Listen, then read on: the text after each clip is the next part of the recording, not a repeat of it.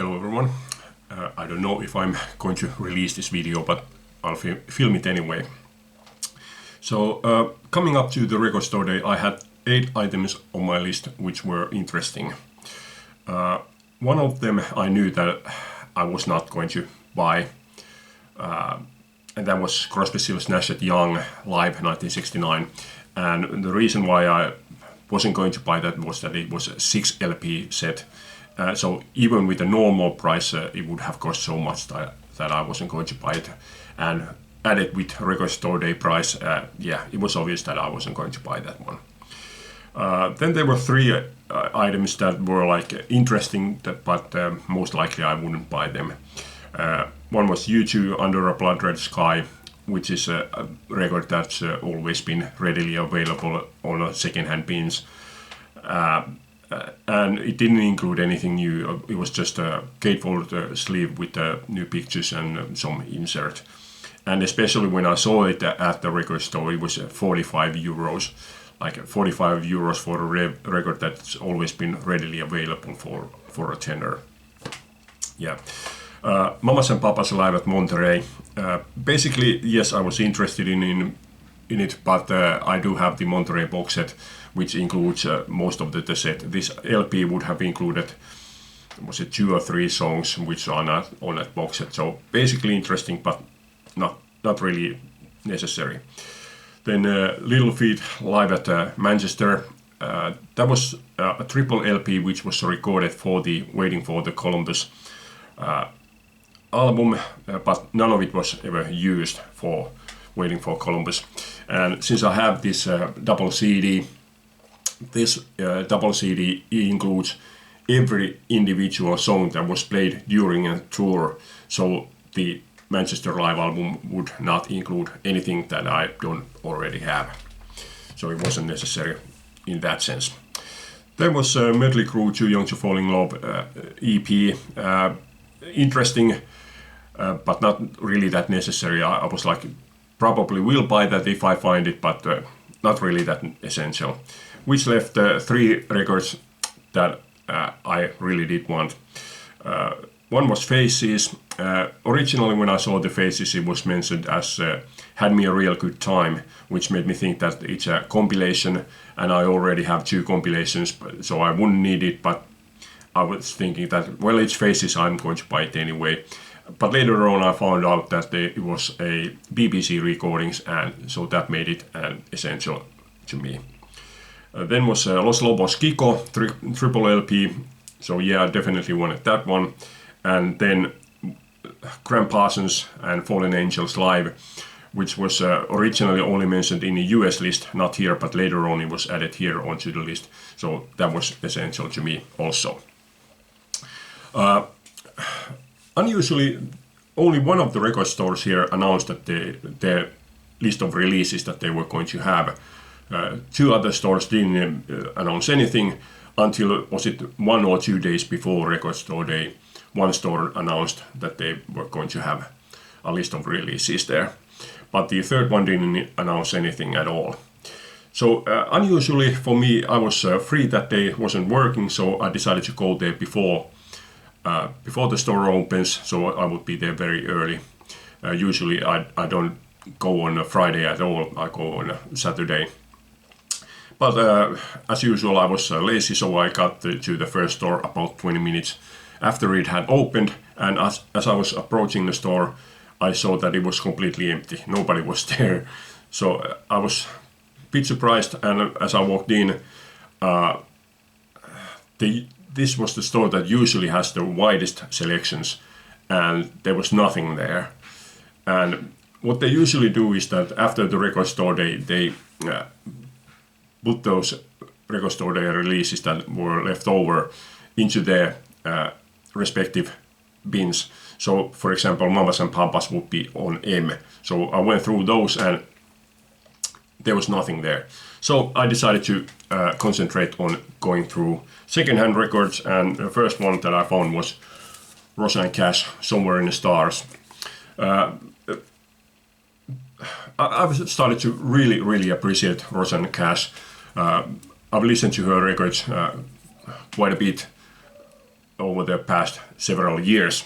So obviously this was one that I was happy to include into my collection. This is a record from 1982, and I have to say that of the records that I have from Rosanne Cash, this is the weakest one. It's okay, but yeah, it's the weakest one that I have from her. Second one was Nick Lowe, Pinker and Prouder Than Previous, and as you can see there's a big price sticker there. This is a second-hand copy. They also had an unused copy, but that was a Yep Rock reissue, and since this one includes printed inner sleeve, I decided that from what I know from the Yep Rock, they usually don't have printed inner sleeves on reissues. So I decided it's better to have printed inner sleeve with a price sticker than not to have printed inner sleeve.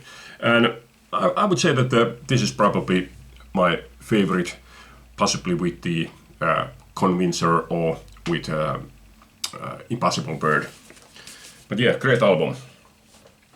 So I went to pay those, but I had to ask that didn't you get any record store day releases, and they said that yeah, there's a couple of bins by the door, and to my surprise there was really just less than 2 bins, whereas usually they had like really wide selections. But they did have Faces. Had me a real good time at the BBC in session and in concert 1971, 1973. So yeah, definitely had to pick this one up. Really glad to include this one. And to my surprise, this one includes one new song for me, Too Much Woman for a Henpecked Man, which is a Ike Turner cover. And I believe that this is the first time that I have found a Ike Turner cover version, which I think it's surprising. Yeah, I really can't remember any other Ike Turner covers in my collection. But yeah, very happy to include that one. Okay, after that I went to the second store, and even though I came there... Oh, no, not yet, sorry. Let's get back. I did find 2 other record store day items, but these were older ones. This is from 2020. This is Dio Dream Evil live 12-inch picture disc single, including Naked in the Rain live at Donington also. This was a good timing because I had just listened to the Dio's Dream Evil album day or 2 before record store day, so yeah, I was glad to include that one. And second one was even older. This is U2 Red Hill Mining Town 2017 mix. Yeah, released as a 30th anniversary for Joshua 3 album. This 2017 mix, they have added some horns there and some backing vocals. So not really that different version. But in my opinion, the unfortunate thing is that both sides include the same song, same version. I would have at least put the original Joshua 3 version onto the B-side just to have 2 different versions of the same song rather than same song, same version on both sides. And by the way, you can't see, but there's marking side A and side B. Like, what's the point of it knowing which is A, which is B, since both sides include the same song. But anyway, yeah, glad to have included those. Yeah, after that, I did go to the second store, and yeah, even though I arrived there only like minutes after that store had opened, the crowd had already cleared from there. There was only 2 guys, and it seemed to me that the 2 guys had already gone through those bins. But I did find the final copy of Los Lobos Kiko. Yeah, brilliant album. First 2 albums are the original albums, which was 16 songs. Then it says on LP3, it says Kiko Session Outtakes.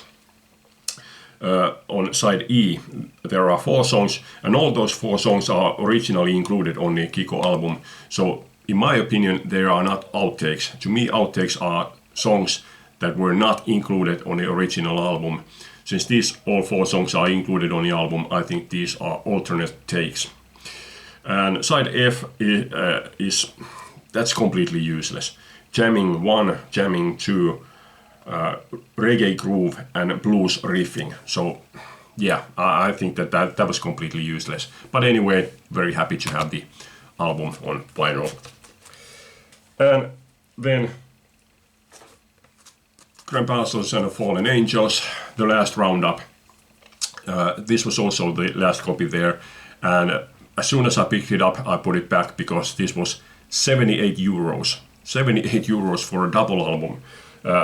I mean, even the Kiko was like a 50, what was it, 56 or something for triple LP, and 78 for a double LP.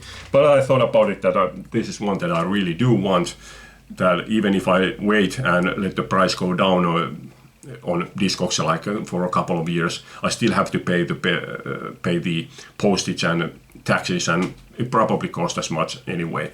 So I decided to use a discount on this one, and I ended up paying 40 for it. Yeah, really good.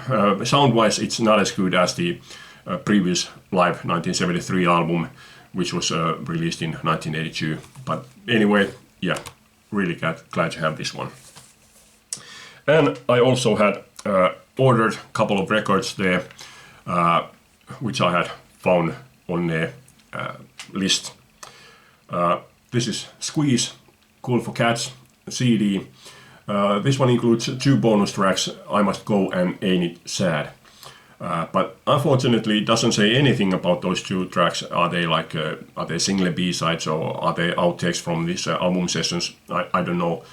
But anyway, as for the album itself, I think the quality of the songs goes right from the one end to the other. It's Not Cricket, I thought it was just a throwaway track. I didn't like that at all. It was supposedly a funny track, but yeah, I just didn't like.